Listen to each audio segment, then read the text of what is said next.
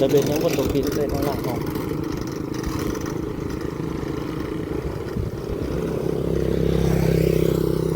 มีเสาสัญญาณโทรศัพท์หลัก5บ่เนี่ยดาวโทรคมบ่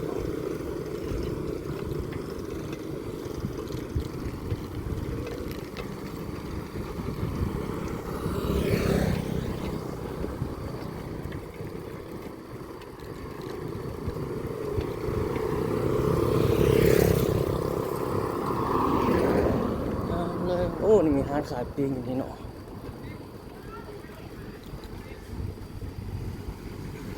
ปิ้งเอ็นเหรอปิ้งเอ็นขี่เป็นคอยแล้วได้แบบเริ่มฟืดแล้วได้เริ่มฟืดแล้วได้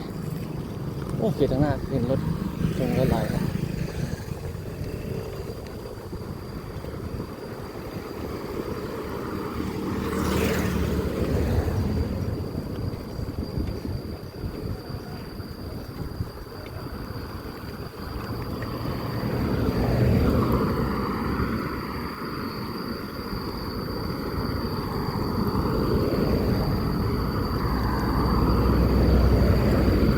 สองข้างทางเขียนนี่แต่ก่อน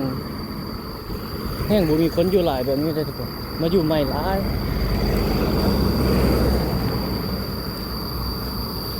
4-5 ปีหลังเขาเคยผ่านจุดนี้จุดนึงเดี๋ยวมันบ่ได้มีคนหลายแบบนี้เพราะมีห้างอยู่สองข้างทางหลายแบบนี้โอ้เขาจะมาตีนุกเนาะรถจอดหลายห้างตีสนุกเกอร์เอาตีบ่เป็นจะตีไปลงได้โอ้นี่เงินงามเลยตัวนี้บริษัทเนาะบริษัทมาริสมีลาสีจำกัดตรงนั้นเป็นเงินเขาจะเฮ็ดไหมงามเลยถ้าเห็นแล้วงามเลยให้เศร้าอันนี้ก็ได้ตึกให้เศร้าโอ้คนจีนมาเศร้าอยู่นี่ก็มี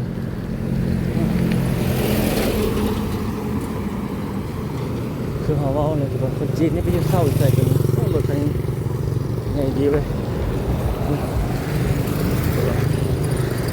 เล่นโรเวอร์กูมันเลยฮัมเมอร์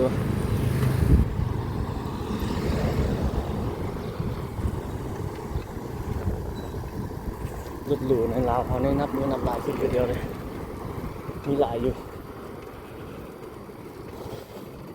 ตึกตัวนี้เห็ดโดนแล้วยังบ่แล้วเถอะตั้งเสาไว้แบบนี้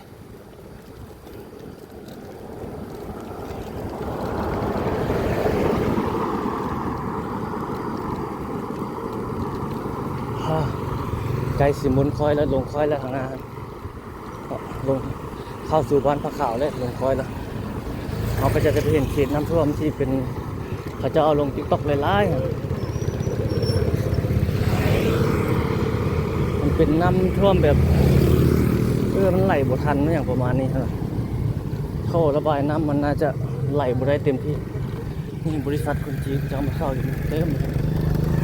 คนจีนอยู่หลังอยู่หลายแล้วเป็นโอ้เงินหลังงามหลายง่ายๆเลยหายใจง่ายเลยทุกคนเขาก็เลยปั่นขึ้นมาคอยเนาะ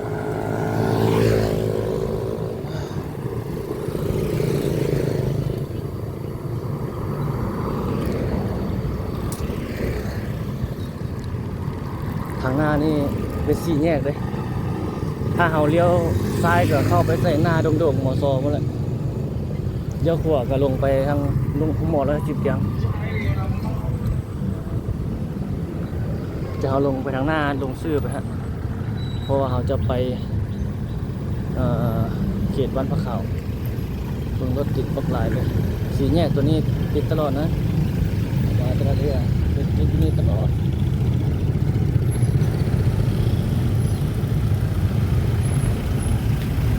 โอ้ยูเดี๋ยวไปพ้นตัวนี้ก็ถูกแล้วต้องบดีนะเขามาไปได้โอ้ต้องบดีผ่านได้ก็ได้รอ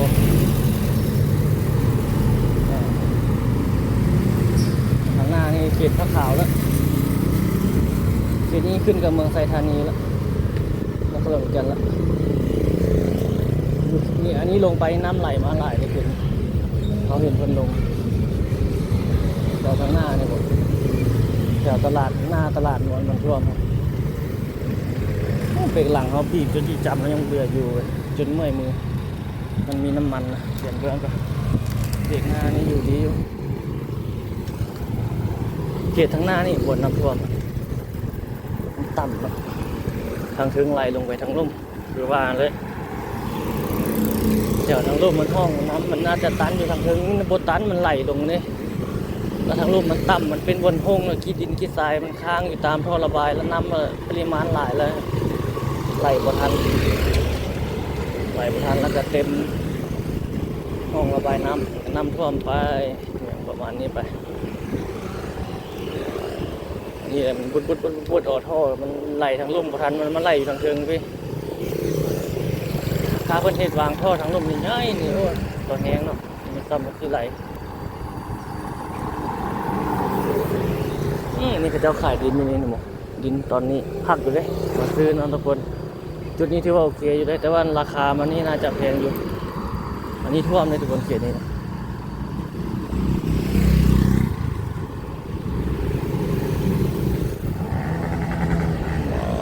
เสียงรถจักรเนาะ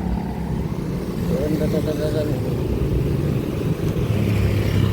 เขตตลาดทางหน้าเอาพุ่นความไร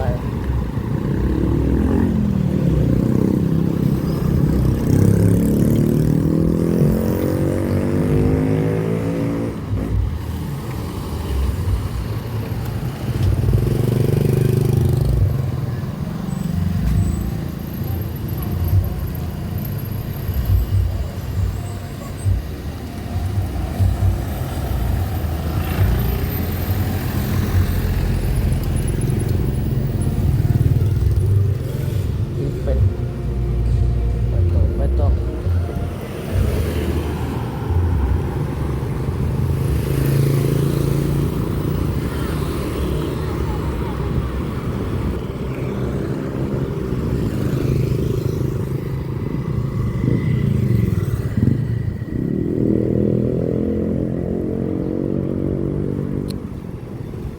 อาหารบุฟเฟ่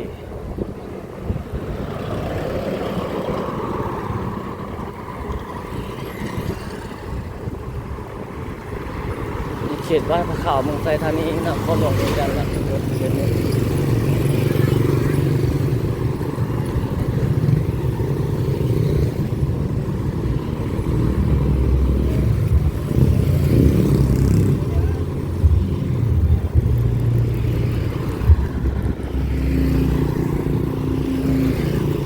แถวนี้เลยน้ำท่วมอยู่ตัวนี้แถวนี้ท่วมหลายนะแถวนี้ร้านอาหารจงหอยแถวนี้ท่วมหลายมันลุกด้วยเขตนี้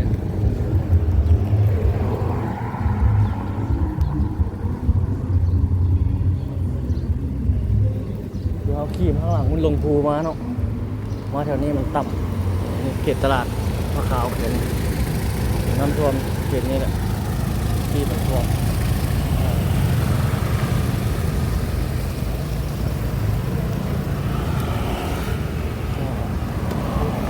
ตลาดพระขาวเมืองไซธานีอยู่บนนั้นกับตลาดคือกันเนาะบนนั้นขายพักบนนั้นขายพักใครมีแต่มาบนนี้ขายของอยู่ของกินเป็นสูตรอาหารเอาไปต่อไปเรื่อยๆเก็บบรรยากาศไป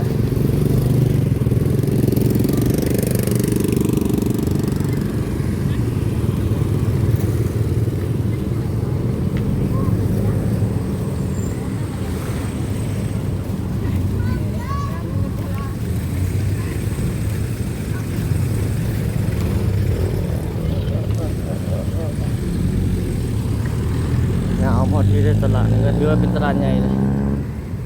เดี๋ยวมื้อหน้าจะมาเลาะ มื้อนี้เลาะไปทางนั้นก็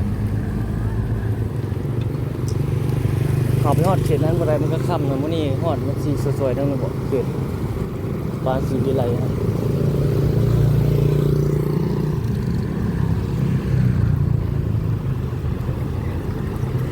บ้านพระขาวเมืองไซธานี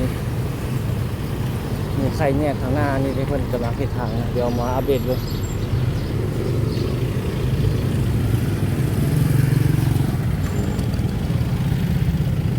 ซื้อเนาะโอ้รถขนาดที่ดีเว้ย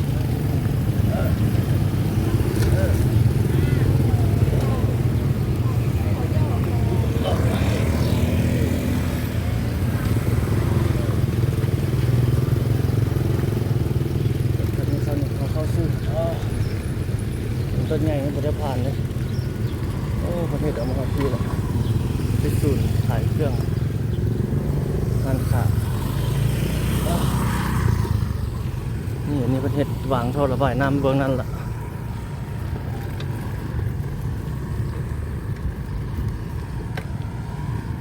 โอ้เร็วหลายแล้วเนาะเพิ่นวางท่อระบายน้ำข้างเดียวอะข้างนี้บ่วางบ่วางก็นั่นนี่น่าจะวางอยู่เนาะนี่ตรงนี้ก่อนบุกเบิกใหม่การพัฒนาเวียงจันทร์บ้านเฮาเลิกบ่เนี่ยประเทศมันเลิกเติบเลยเนาะ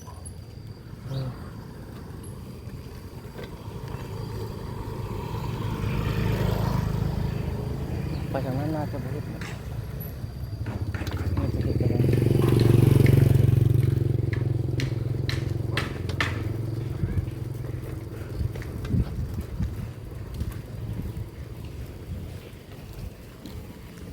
สีใดใส่ทางดีละ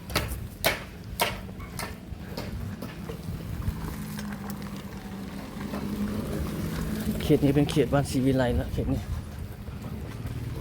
เขตบ้านศรีวิไลนี่เงินงามหลายอยู่เขตทางหน้าเอาคุณ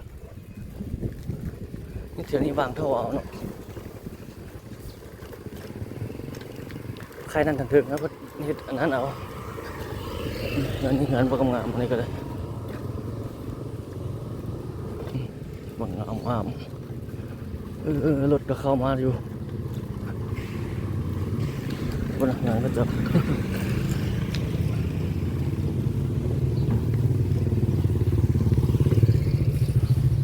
ใหญ่เอาอีกเนาะนี่กว้างกว่านี้อีกรถจะมาครับ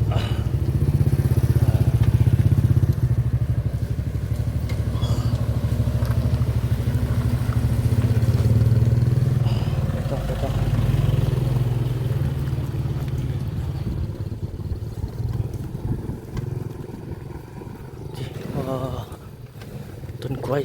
เขียวงามดีโอ้ทางนี้เป็นทางไปตรงแล้วที่เข้าเป็นไอ้พุ่น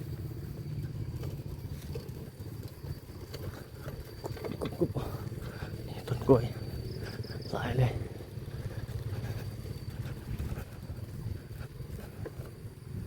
สอดใส่ถนน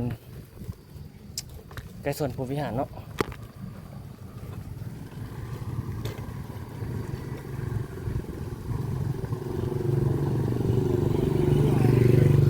ทางนี้ไปก็สอดใส่พุ่นแหละสอดใส่ด้านหลังหอพิพิธภัณฑ์ประธานไกรสนภูวิหารเนาะไปทางนี้อันนี้ไปสอดใส่พุ่นถนนเลขที่13เขตบ้านสะพังมึกพุ่นจะเอาไปทางนี้สอดใส่ทางถนนไกรสนภูวิหาร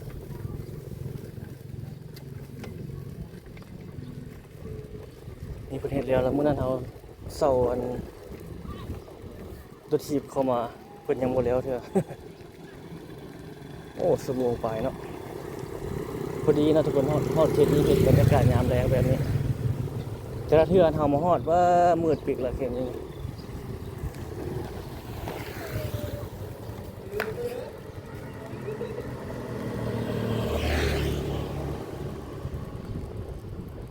เงินงามหลายอยู่เลยเขตบ้านศรีวิไลนี่เดี๋ยวเบิ่งทั้งหลังเขาเป็นแต่ว่าทางนี้ขึ้นกับศรีวิไลบ่หรือจังไรลองเบิ่งกันเด้อเบิ่งปลายบ้านก่อน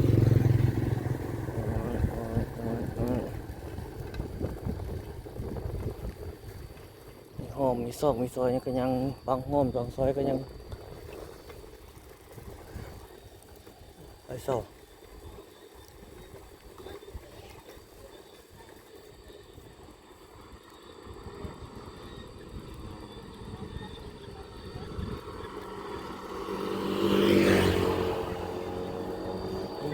ปลายอยู่นี่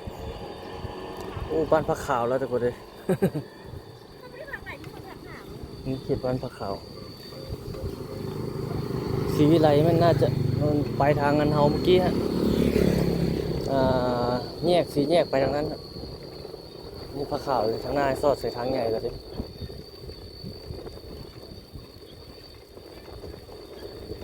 ใส่ทางสอดพวกนี้หันละ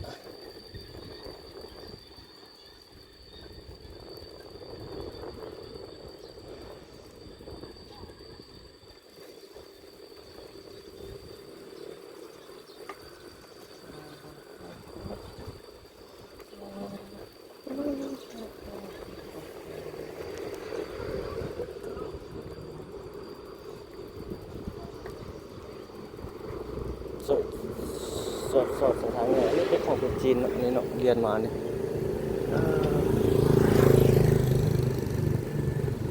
จิงกว่างอาลูซิงเล็ก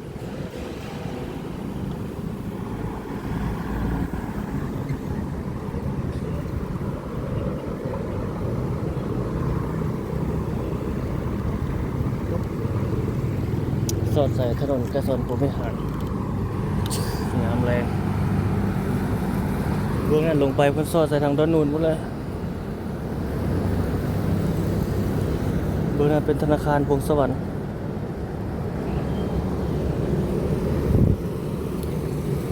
กลุ่มบริษัทพงสวรรค์นะเพิ่นจะมีการเฮ็ดทางด่วนเลยทุกคนเนาะเพิ่นแบบศึกษามันหยังก็ความเป็นไปได้เนาะทางด่วนเวียงจันทร์เชียงขวางหัวพันแล้วก็สอดใส่ชายแดนลาวเวียดนามเนาะชายแดนน้ำสวยไม่อย่างประมาณนี้นะอีก2 ปีฮู้ผลเนาะทุกคนเพิ่นสำรวจวางแผนสำรวจความเป็นไปได้ถ้าเพิ่นสำรวจโอเคแล้วก็อีก2 ปีเขาก็จะรู้ว่าจะได้ทางด่วนไปทางภาคเหนือของลาวบ่สู่เขตเชียงขวางแล้วก็หัวพันสอดใส่ชายแดนลาวเวียดนามเนาะถ้าเพิ่นเห็นได้นี่ดีทุกคนเลยแต่เป็นการสัมปทานของเพิ่นเนาะ50 ปีบ่บริษัทกลุ่มบริษัทพงสวรรค์เพิ่นสัมปทานแต่เพิ่นยังเพิ่นสัมปทานแล้วตอนนี้เพิ่นสำรวจเนาะใช้เวลาสำรวจอยู่2 ปีหรือว่า24 เดือนเนาะในการสำรวจเบื้องเส้นทางในความเป็นไปได้ถ้าเพิ่นตกลงเพิ่นก็โอเคเลยน่าจะเป็นทุนของเพิ่นเนาะเป็นทุนของบริษัทเอกชนโดยตรงเลยแล้วก็เพิ่นจะเฮ็ดแล้วเพิ่นก็เก็บเงินคือทางด่วนลาวจีนวังเวียงนั่นแหละวังเวียงเขาลงเหมือนกันนั่นแหละเป็นบริษัทจีนเก็บเงินเก็บคำก่อนเนาะเก็บแล้วก็ฮอดกำหนดแล้วจึงส่งให้ทางการให้เป็นของรวมของรัฐเพราะนั้นจึงเป็นของรัฐนี่เขาเข้ามารอเบิ่งนี่วิวหมอนี่ขี่เกี้ยวเข้ามาเบิ่งเนาะบรรยากาศยามแรงคนมาหลายอยู่ได้นี่เบิ่งนี่รถมาทางหลังเขา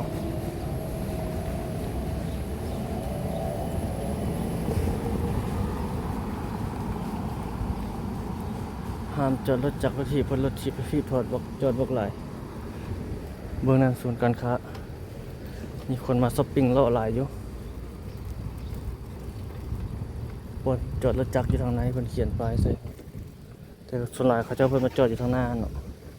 นี่พี่มอเตอร์ไซค์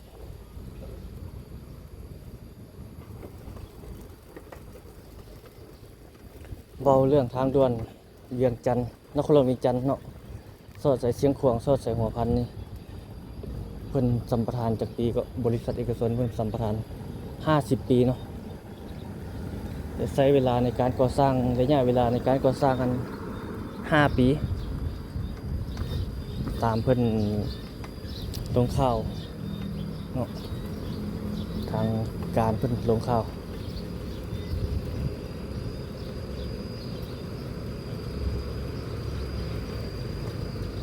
กว้างขวางในวิวมอนี่ก็ยาวหมดพี่ถือว่าเป็นส่วนการค้าใหญ่อยู่มีบ่อนนั่งจิบกาแฟไม่อย่างต่างๆห้านค้าไปนำหลายอย่างอยู่ที่อยู่ในจุดนี้ถ้าท่านใดมาก็มาช้อปปิ้งได้เนาะนี่เป็นอีกแลนด์มาร์คหนึ่งของเวียงจันทร์อยู่ในเขตบ้านพระขาวเมืองสายธานีนครหลวงเวียงจันทร์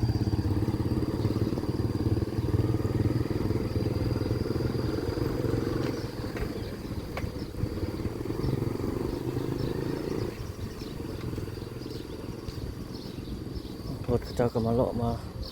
สปริงหลายเยอะ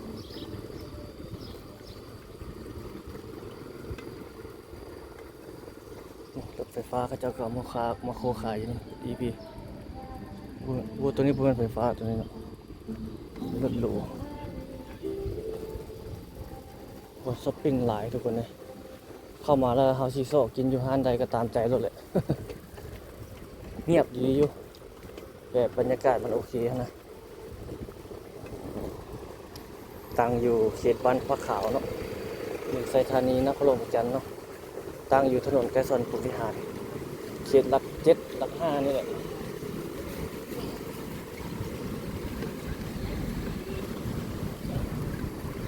อยู่หม้อออกไปซอดใส่ถนนไกรสอนภูวิหารละ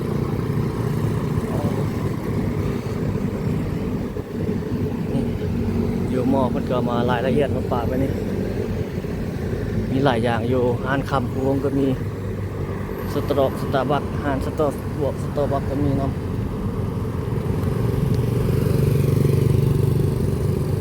อันนี้เลนข้างทางนี่แล้วประมาณนี้แล้วเนาะทุกคนทางยางก็ติดกะโหลแล้ว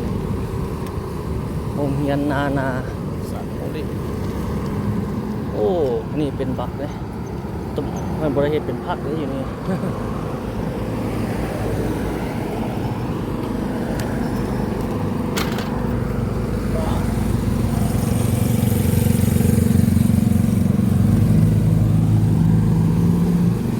ตึกอาคารสูงหลายอยู่เลย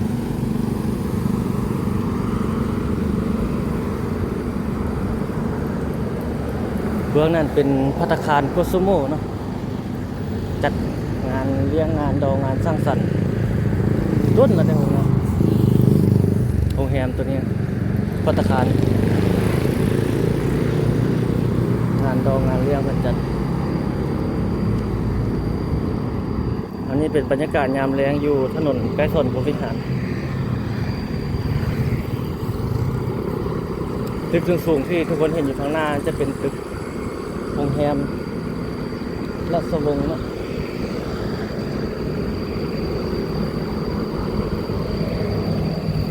ถนนไกรสอนภูวิหารนี่เป็นถนนหลักของใจกลางนครหลวงเวียงจันทร์เลยแหละแล้วก็เป็นถนนที่มีเพิ่นกำลังปรับปรุงให้มันเป็นถนนที่ทันสมัยเนาะนั่นก็คือมันจะเป็นสายถนนหลักของรถเมล์ไฟฟ้าด่วน BRT เนาะที่เพิ่นกำลังเฮ็ดอยู่ถนนเส้นนี้มีสถานีตรงนั้นจุดขึ้นลงของรถเมล์11-12 สถานีพุ่นนะเส้นทางสายนี้ถือว่าหลายกว่าเส้นทางสายอื่นๆเนาะ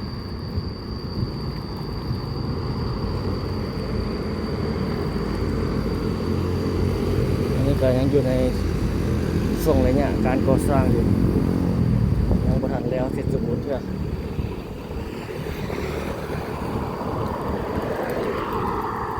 เขตหลัก7หลัก5พระขาวยามแรง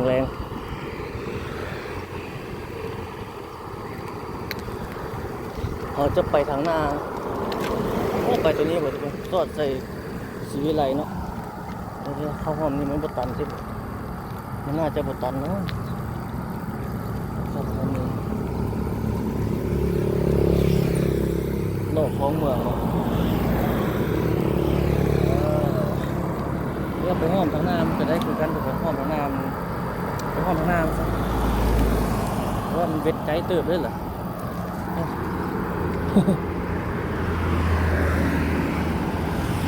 เดี๋ยวกลับไปเลยทางหน้ากับบนรถออกมาแล้วไปทางใดดีไปทางหน้าต่อซะ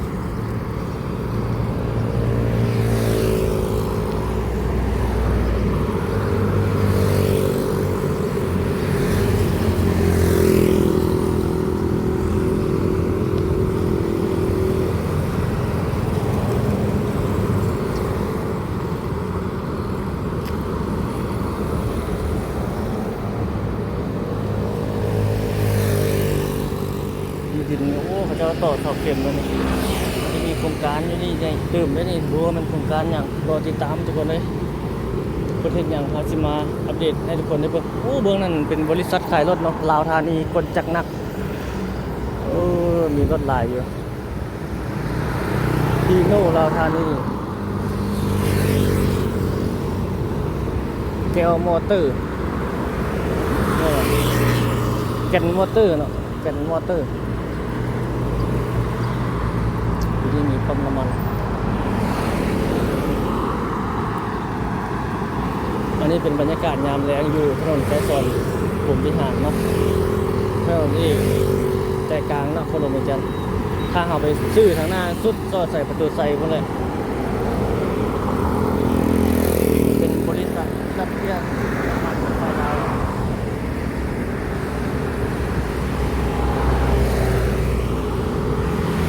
พวกนั้นขายรถ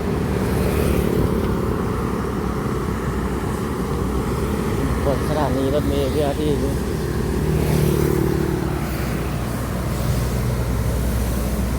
คณะก็กำลังเฮ็ดเนาะกำลังสร้าง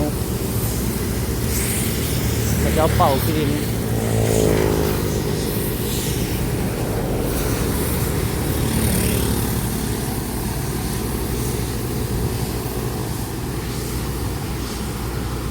โอ้ดินตัวนี้ยาวเลยผ่อนไหน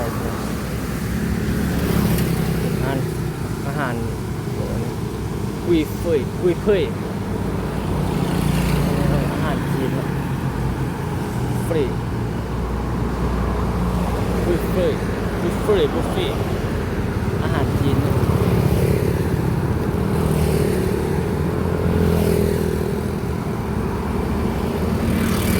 เขาเข้าทางหน้าเลยทุกคนคันจะไปซื้อก็ซอดใส่ประตูใส่หมดเลยเขาเข้าทางหน้าเนี่ยไปซอดใส่เขียนบ้านศรีวิไล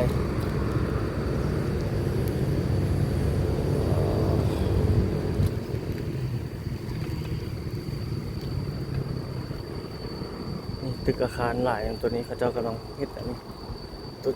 ต่อไปเฮ็ดแล้วละบรรยากาศงามแรงบ้านเฮา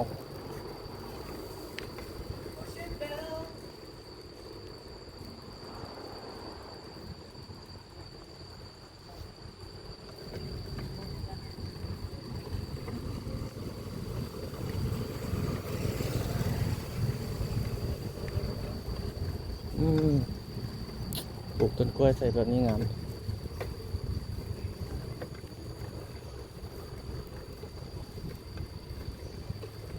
เบื้องนี้เป็นหอสมุดแห่งสัตว์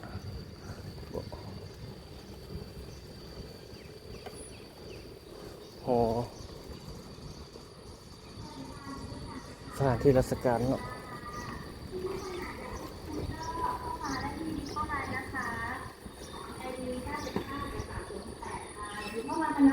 โอ้รถตัวนี้ดูดีเลย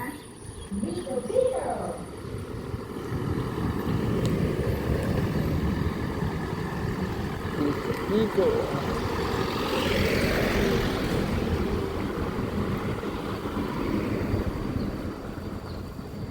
โอ้รถคันทางหน้านี่เนาะดูดีเลยฮัมเมอร์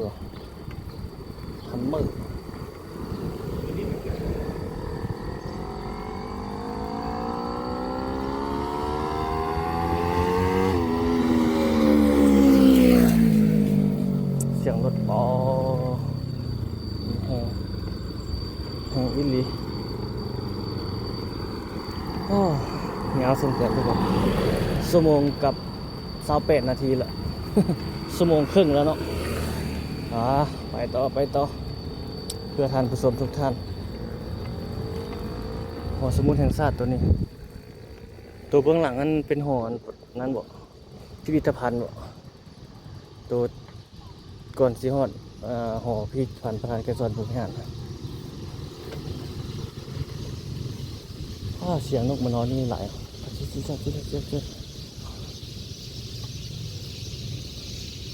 นี่เขาเลี้ยวขวาเข้าไปต้องเล่นช้าๆข้างหน้ามีการก่อสร้าง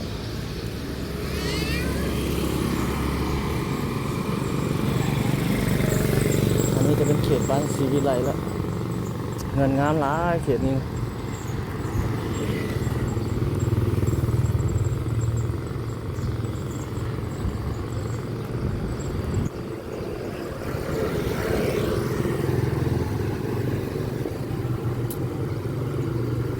านศรีวิไลเมืองไซธานีพระเจ้าเนาะ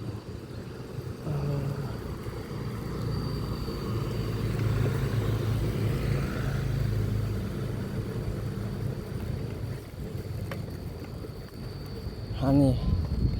ขายอันนี้ได้ขายดีเขาเห็นมาแต่ละเที่ยวเห็นคนมาซื้อดีบุขาดเลยอาหารทะเลหอยแครง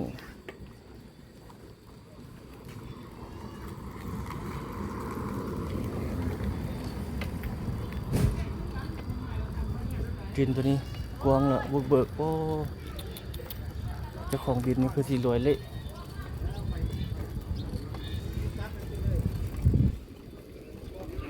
กวางวะไงไพศาล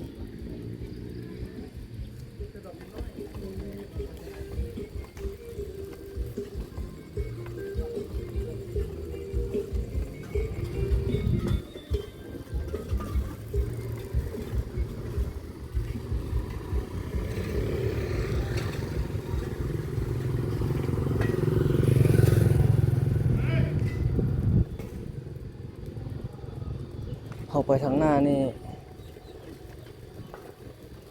ทำไปสุดก็เจอบอนเฮาอันสี่แยกบอนเฮาเว้าเมื่อกี้กันแหละ แต่เฮาจะรีขึ้นไปเบื้องนี้นะบ่ว่าสิไปทางใดเดี๋ยวเบิ่งกันมีห้อมได้ซอดเอาขึ้นทางเทิงยังมีทางตัวนึงเรียบอยู่หั่นเด้บอนเบื้องนั้นมีทางตัวนึงเรียบอยู่หั่นอีกเกิดว่าสิวิไลโอ้ทุ่งนาตัวนี้คักหลายหนองบึงอยู่นี่ถ้าบ่ได้ได้ดินตอนนี้นะเจ้าของผู้เดียวนี่สุดยอดเลยแหละถมแปลงเฮ็ดเนาะทางผ่านเข้ามานี่ก็เป็นทางดีแบบนี้เลยเฮ็ดธุรกิจเป็นอย่างต่างๆโอ้โอเคเลยทางดีและเศรษฐกิจก็มาดีนะ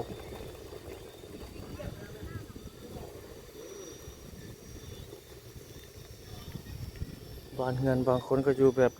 ลาวทรงลาวเดิมวางใหม่วางหลังก็เฮ็ดใหม่อยู่ใหม่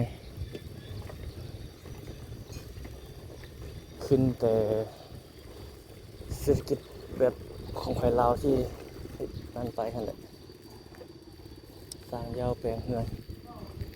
ต่างๆพัฒนามีห้อมบ่เนาะ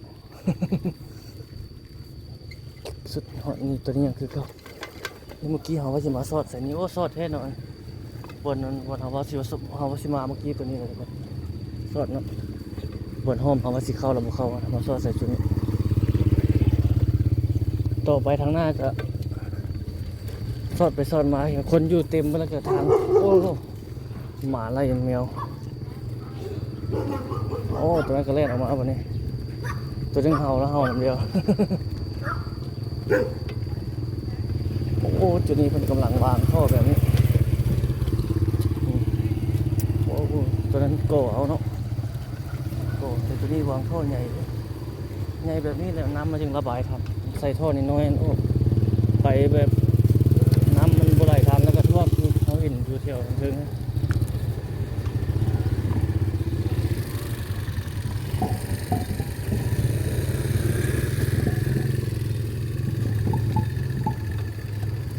กำลังเฮ็ดกำลังแปลงขึ้นทางนั้นก็ดีเลยนี่ไปอะไรที่โอ้เป็นขี้สายขี้ตมขึ้นไปตามรถจักรอะไรไปให้อยู่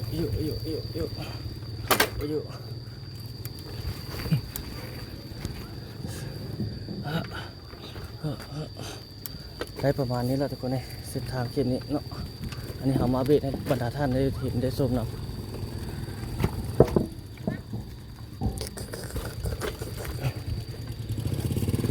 จะเป็นไงผมต้องเข้ามาเลยเพื่อนทุกคนเลยหลีไปเส้นทางอื่นก่อนแต่ผู้คนบ้านเหือนอยู่เขตนี้มันก็จะเข้ามาเลย มีกำลังเป็นโทษแบบนี้เหือนงามล้าอยู่เขตนี้แต่ละหลังนี่เจริญเนี่ยว่าไปละเขตวัดศรีวิไลนี่มีบ้านเฮือนหลายอันนี้ใหญ่กันส่งเงินคนรวยนะเขาห้องนี้เนาะนี่ไปซื้อสอดใส่บนสีแยกเขาว่าเมื่อกี้ไปห้องนี้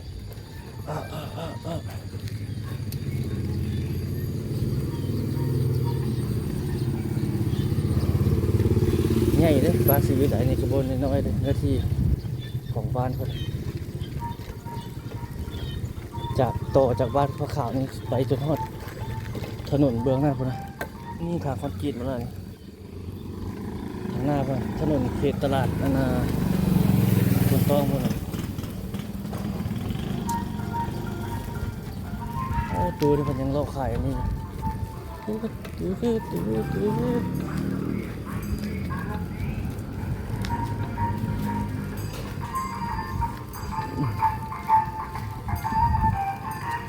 แมคโดรีโอเลียไอศกรีมโอโรตีมาแล้วอร่อยทุกรสสนุกทุกคำ เฮ้ยอร่อยทุกคำ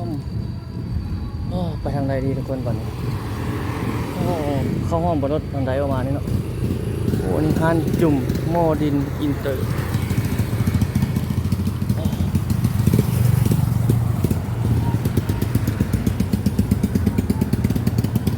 ไปทางหน้านี่สอดใส่พวกนั้นสอดใส่อันเขตบ้านสะพังรถพวกนั้นต้องเยี่ยมต้องเข้าห้องนะ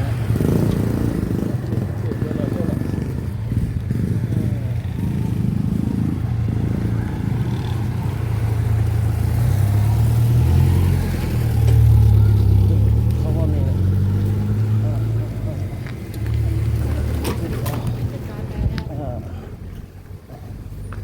บ้านเฮือนโอ้มีกำลังมาบ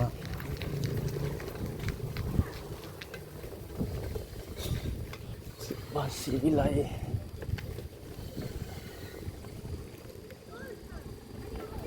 โอ้ยังมีดินกว้างอยู่นี่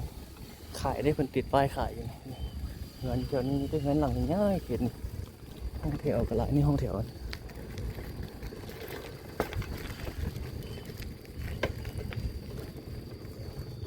้านเฟื่อแซ่บเชียงขวางโอ้นี่เบิ่งเฮือนเขาเจ้าหลังมันโอ้นี่เขาเจ้าเฮือนบุญบ่บุญประธานไปทางหน้าต่อขึ้นเฮือนใหม่แล้วบุญที่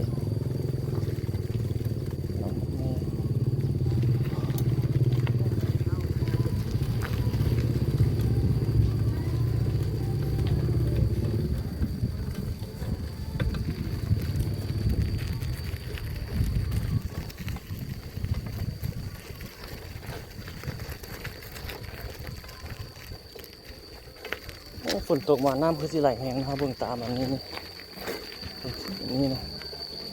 หอยนี่โอ้เสียงถึงเงินเราบอกโอ้เสียงสีหินห้องนี่ก็บอกงามหลังนี่กันโอ้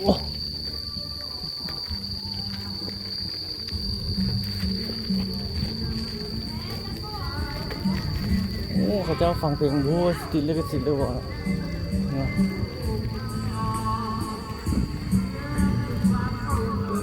โอ้มันเป็นฮานปิงเนาะ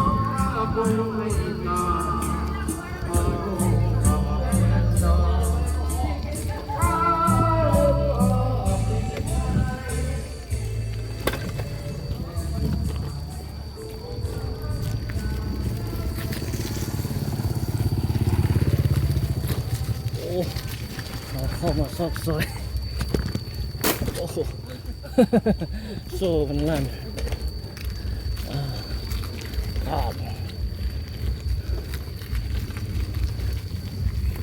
ดูมันตกใจ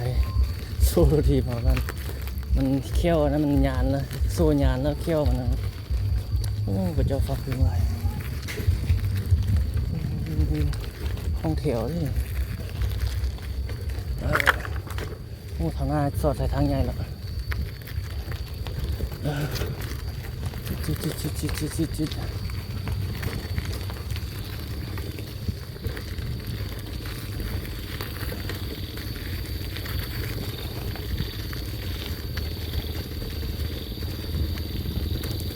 โอ้เสียงมันมีห้องอะไรฮะ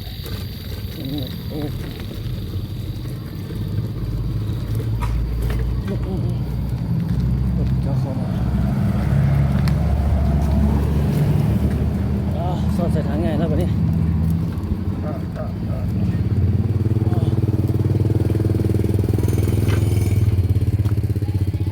งเฮือนหลังนี้ใหญ่งามเท่า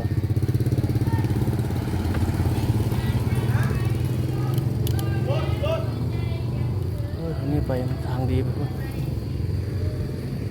ไปทางนี้เนาะ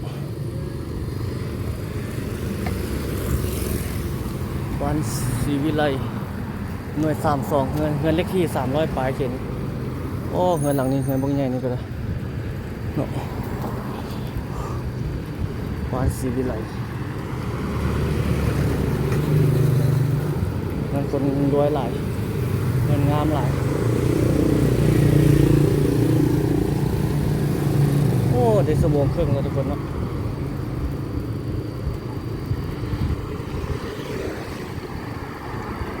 ไปอีกจะน้อยแล้วก็เป็นการปิดคลิปแล้วทุกคนได้ค่ำเติบแล้ว เบิ่งแบบยาวๆเรียวไทม์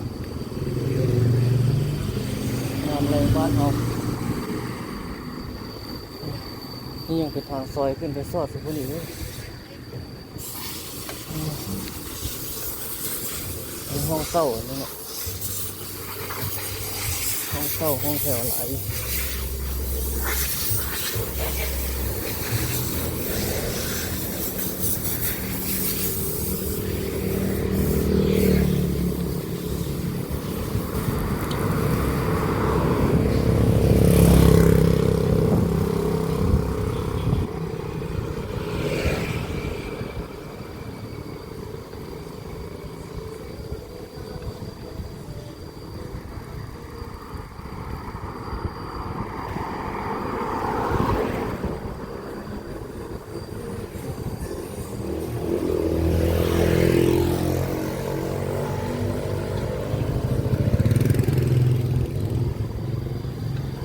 กำลังพวกนี้กัน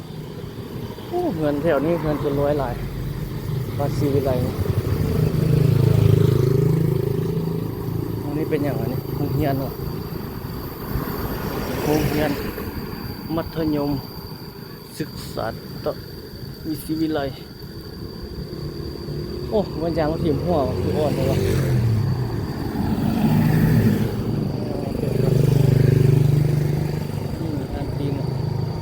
กี่ฮาเบิร์นเข้ามาข้างหลายคนนะเบิร์นเข้าอันหาลัดเลยยางนี่อะไรเนี่ยคือว่าเสียงฝืดๆเลยเบิ่งกันจอดอย่าหัวด้วยโอ้ยบ่หัวเนาะดีแต่มันบ่หัว มันฝืดซื่อๆเดี๋ยวก่อน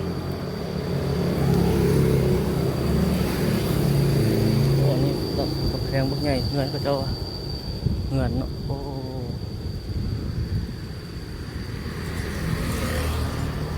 หลายเงินไม่แต่เงินงามๆเก็บนี่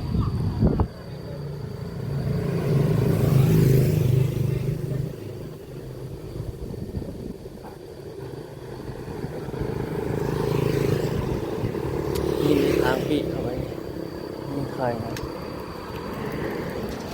ปี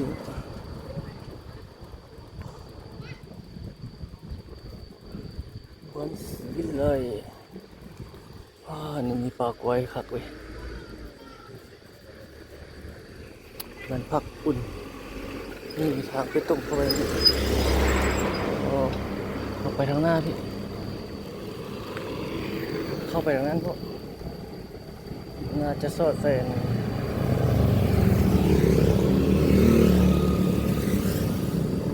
นี่ก็เงินปักยาวงามทุกคนนี่ก็ได้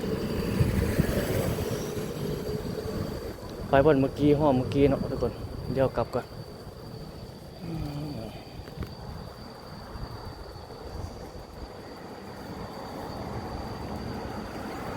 สอดอะไร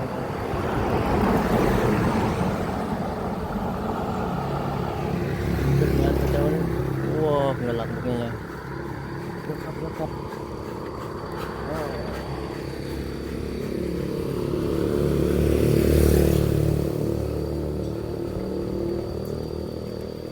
นี่ไปต้มลงไปพุ่นละ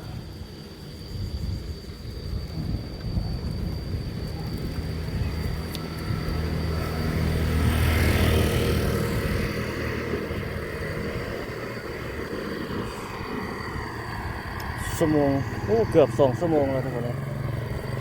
หนาวสมควร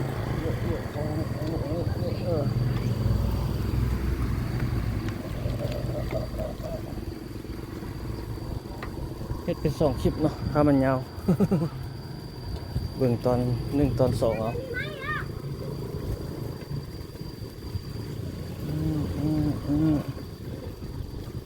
ปากกล้วยโอ้สุดนี้แหละที่ตรงบนบทสุดนี้แล้วต้นตอนนั้นเด็กน้อยเรียนเนี่ยทางหน้าไปน่าจะสอดใส่ทางใหญ่เนาะโอ้บรรยากาศคักดีเข้ามาเสียงนั่นห้องอีเดนโอ้นี่เห็ดใหม่แม่นแต่หลังงามเหมือนอยู่เขียนนี่มีผาทุกท่านเลาะเบิ่งเลาะชมบรรยากาศเท่ๆเลย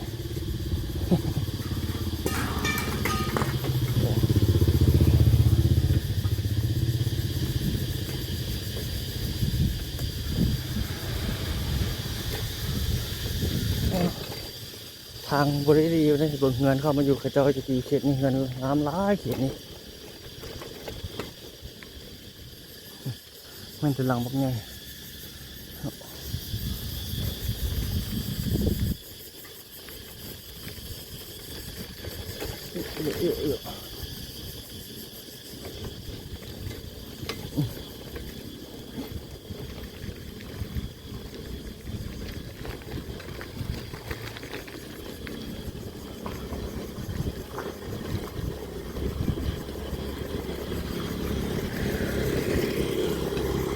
น้ำแรงเขตบ้านศิวิไล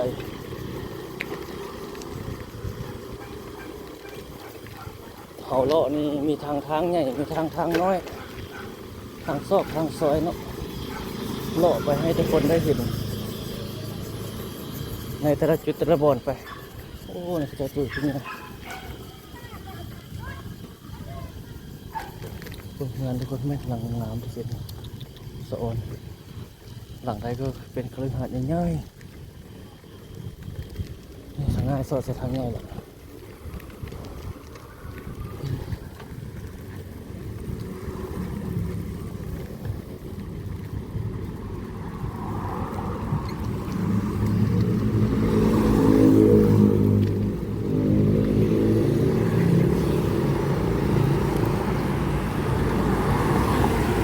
ถ้าโดนรถไฟก็จะไปสอดใส่ที่ไหนทุกคนสอดใส่โดกมอซอเขาแหละ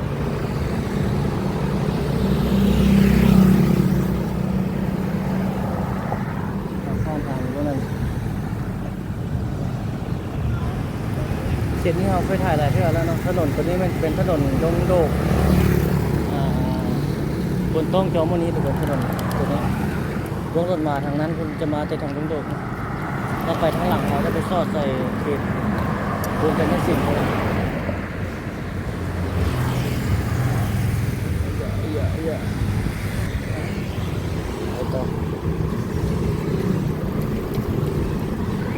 เขตสิอันนี้ยังเป็นเขตบ้านศรีวิไลอยู่ทุกคนยาวใหญ่กว้างอยู่หมู่บ้านใหญ่เขตนี้ไปทางนี้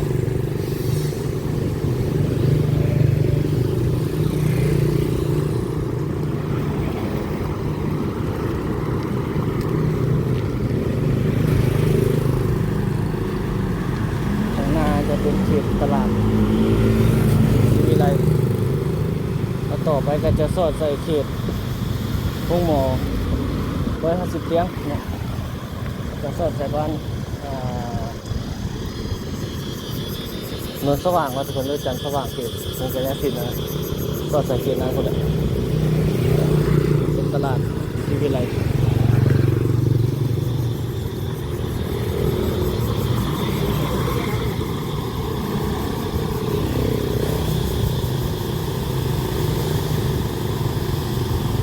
นี่เป็นบรรยากาศโอ้โหทุกคนเลยหาทุกท่านรอชม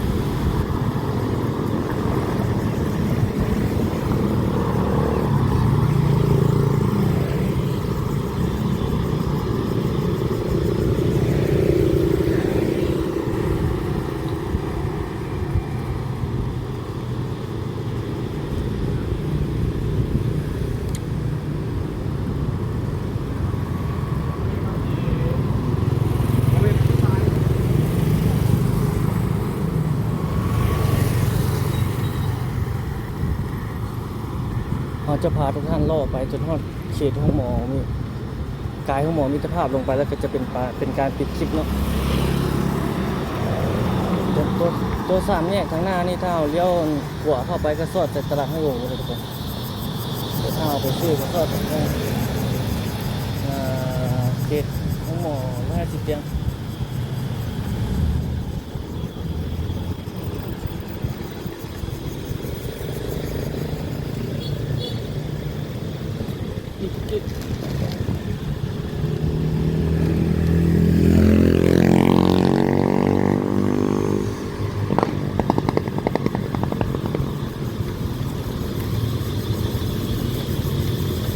เสียงสีหิดไหลไปเป็น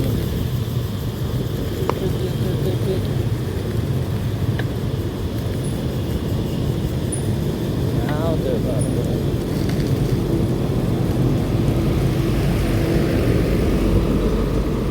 พาทุกท่านล่อเบิ่งล่อชมยามแรงบ้านเฮาตั้งแต่เขตโอ้ไกลสมควร ได้เกือบ2 ชั่วโมงแล้วทุกคนเอาเก็บบรรยากาศมานี่เนาะกล้องโกโปรกล้องส่องที่2อันมันจะปิดกล้องแล้วทุกคนเนี่ยน่าจะถ้ามันปิดก็ถือว่าเป็นการตัดคลิปเนาะแต่ว่ากล้องหลักกล้องที่1นี่ยังบันทึกได้หลายอยู่เราจะเบิ่งไปนี่แหละจนฮอดเขตของหมอแล้วนะ10 อย่างแล้วก็จะเป็นการปิดคลิปเนาะเบิ่งแบบเรียลไทม์เบิ่งบรรยากาศสดภาพสดบรรยากาศสดๆเสียงสดๆได้ตัดได้โตไม่อย่างไรตัวต้องของเขาเป็นภาพบรรยากาศสดๆจริงๆเลยของแท้เลย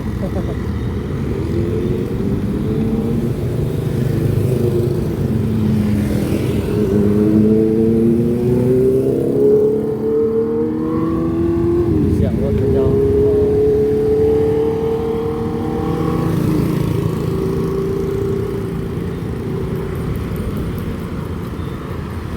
กายโค้งข้างหน้านี่ก็สอดใส่เขตอะไรเลยเขตห้องหมอ150 เตียง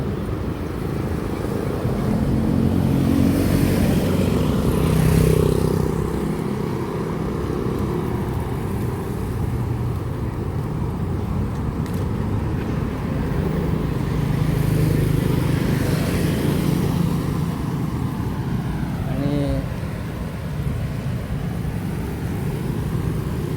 เป็นบรรยากาศสดเนาะเก็บให้บรรดาท่านได้เห็นได้ชม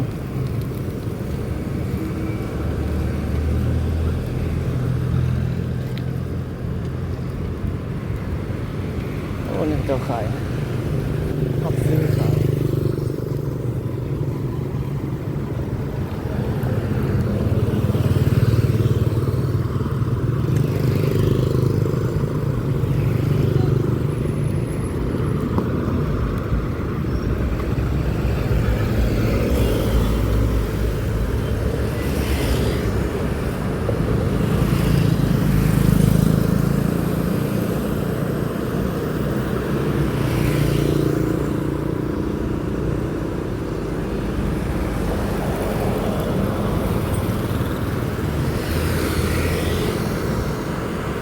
เขตทางหน้าเอานี่เขตบ้านโพนสว่างแล้ว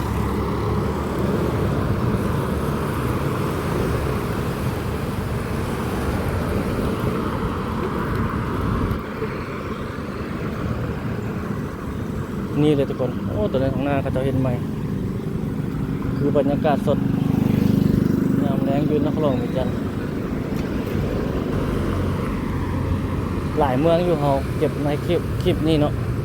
เมืองสีโคตรตะบองเมืองไซธานีเมืองจันทบุรีเนาะ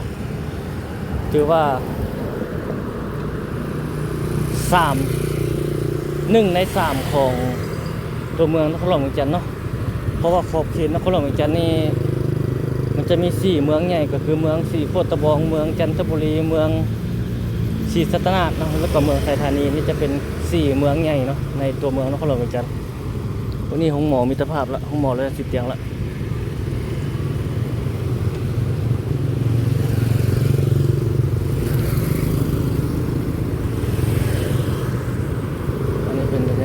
ที่เขาเก็บให้ทุกท่านเห็นได้ชมเขาจะขายยังอยู่แนวกิน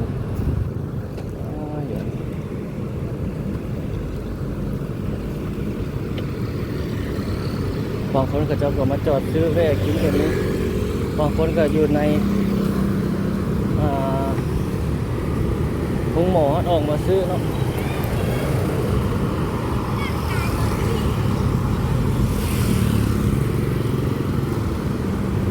รถบ่หลายเนาะปกติมาจุดนี้รถหลายเลย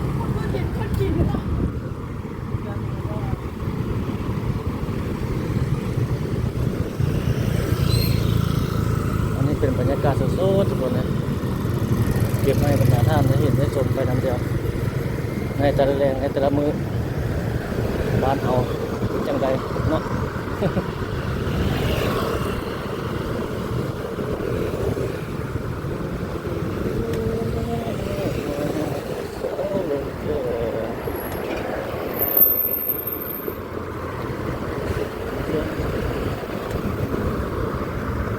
ปกติรถติดได้แถวนี้นะมื่อนี้ก็บ่ติด ปกติโอ้ติดปกตินี่นะหรือว่าเขามามันพอถึงโมงรถติดแล้วพวก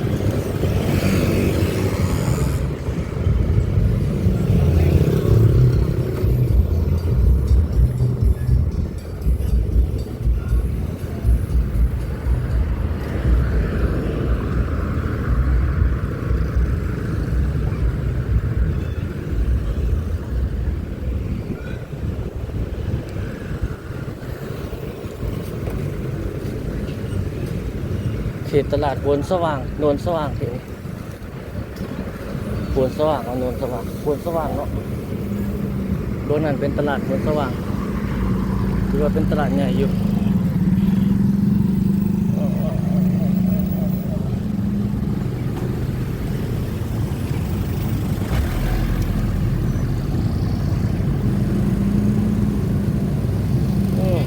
บ่ข้ามทางไปทางนั้น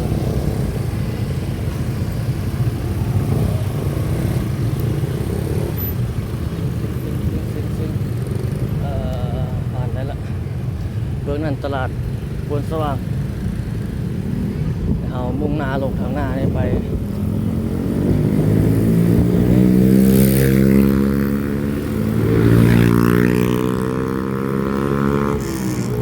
วัยรุ่นเนาะ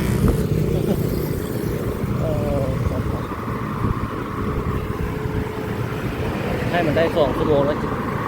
ปิดคลิปทุกคนเลยไปทางหน้านี่อีกนิดนึงก็ปิดคลิปละ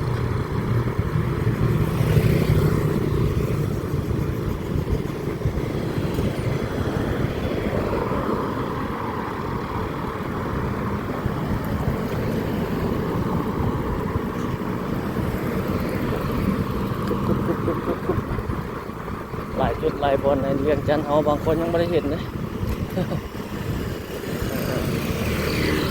ต้องเบรกหน้าลงค่อยอันนี้ทุกคนครับขี่รถลงค่อย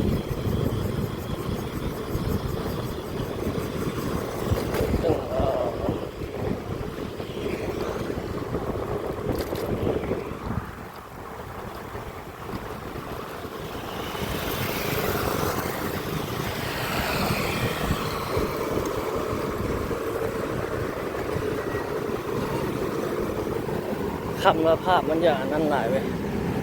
มันอย่าสั่นหลาย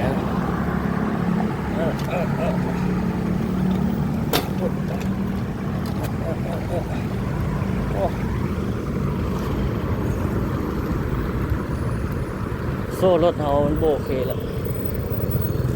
นั่นตรบแล้วมันน่าจะอันนั้นละเฮี้ยนหลายแล้วบ่เปลี่ยนโซ่แล้วบ่โซ่มันหยาบแล้วนะ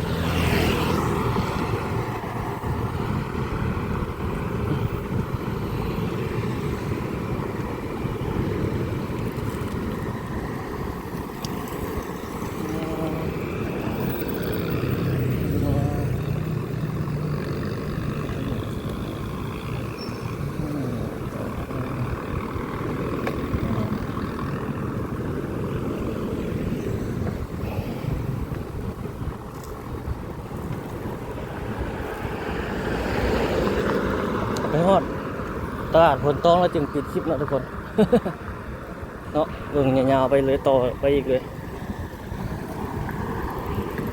ว่ากองกระปูมันจะปิดคลิปแล้วทุกคนเนาะถ้ากองนั้นถ้ามันปิดต้องขอโทษขออภัยเนาะมันจะปิดละบันทึกได้ประมาณ2 ชั่วโมงตอนนั้นโมงแบบมันเอาตั้งไว้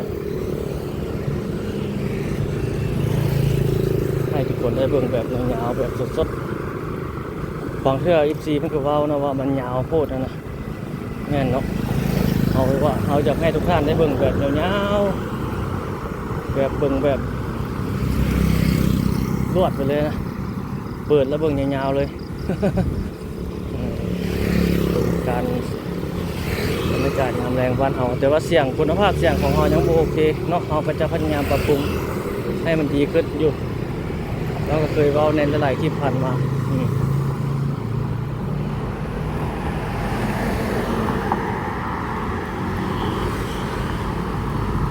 ถ้าท่านใดอยากเบิ่งแบบมันสไตล์กว้างๆแบบสไตล์กล้องโกโปรก็สามารถเข้าไปเบิ่งได้ในช่องติดผาล่อเนาะเขียนเป็นภาษาลาวก็ได้ภาษาไทยก็ได้เนาะมันจะขึ้นมาทุกคนเอาให้เป็นช่องที่1แล้วก็ช่องที่2ถ่ายเป็นแบบโค้งๆแต่เห็นมุมกว้างบ่แม่นประมาณนี้นะนี่ทางวงเวียนเลยรถไหลเลย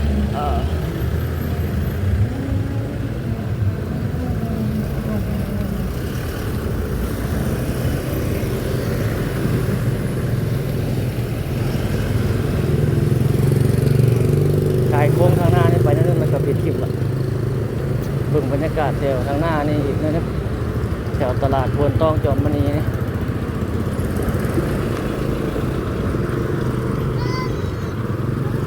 ห้างขายเครื่องคนจีนนี่ยังบ่ปิดง่ายเนาะ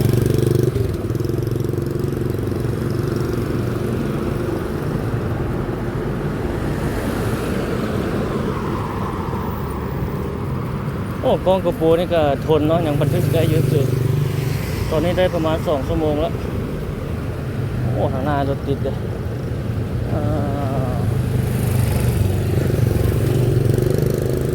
รถลายอยู่บ้านเขาต้องเดินระมัดระวัง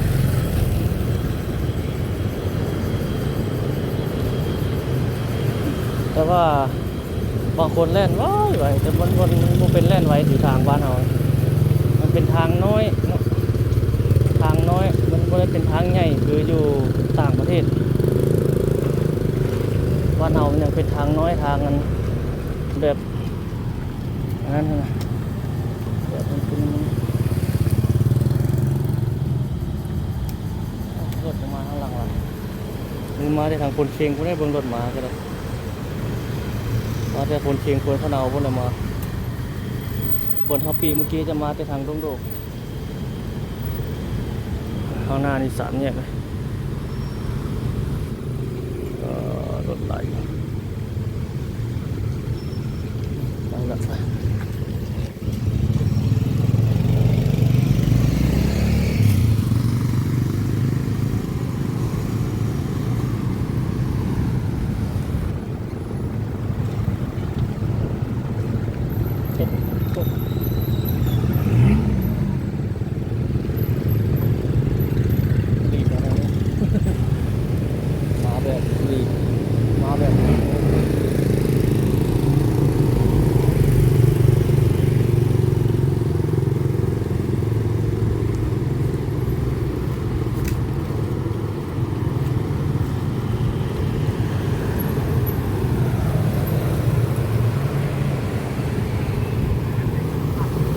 ทางหน้าเขานี่จะเป็นนั่นแหละเบื้องขวามือเขานี่เป็นวัดพวนตองทางหน้าเป็นเขตตลาดพวนตองจอมมณีเนี่ยลงคอยไปนิดนึงแล้วเขาก็ปิดคลิปเราได้ทุกคนเลย ยาวถ้ายาวว่าแล้วคลิปนี้เนาะคลิปเป็น2 ตอนเอา2 ชั่วโมงพูดนะต่อเดี๋ยวเลยมาได้แต่บอก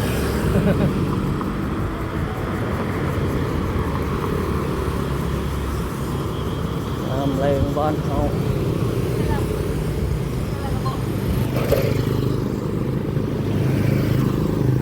คอยทางหน้านี่เป็นคอย ตลาดคนต้องจมมณีแล้ว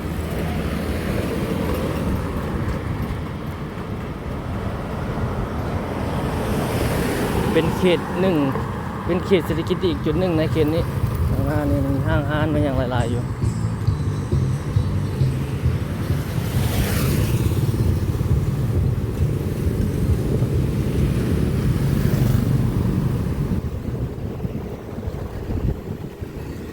นี่ลงทอดกายตลาดนั้นไปนั่นแล้วก็ปิดคลิปแล้วยาวสุดวันละคลิปวิดีโอนี้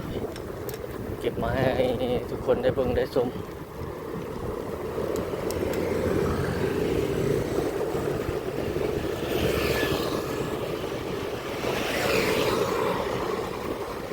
พวกนั้นทานนี่เต็มตลอดเลยเขาเจ้ามากินนะดาดจุ่ม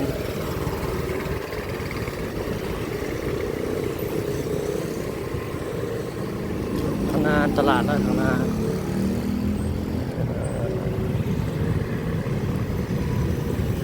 โอเคโอ้ยอะไรเรื่องอะโซ่รถเอาไปได้เรื่องอะตื่นผู้สาว อ๋อรถปลายจีนต้องได้เปลี่ยนโซ่มันแล้วทุกคนเนี่ยตราดเลยนี่อ๋อหลายเดือนเลยคลิปนี้ตราดโอ้ทางในร้านปิ้งหมูร้านอย่างเต็มเลย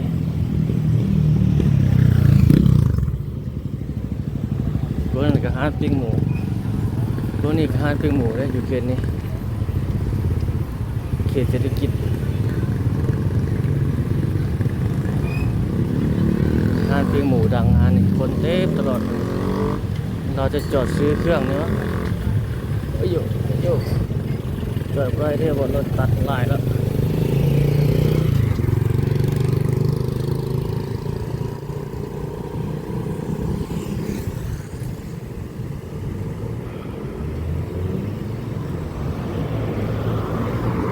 เอาคลิปนี้ประมาณนี้ซะทุกคนเนาะขอบใจทุกท่านที่เข้าติดตามรับชมทุกคนเนาะไปพบกันใหม่ในคลิปวิดีโอถัดไป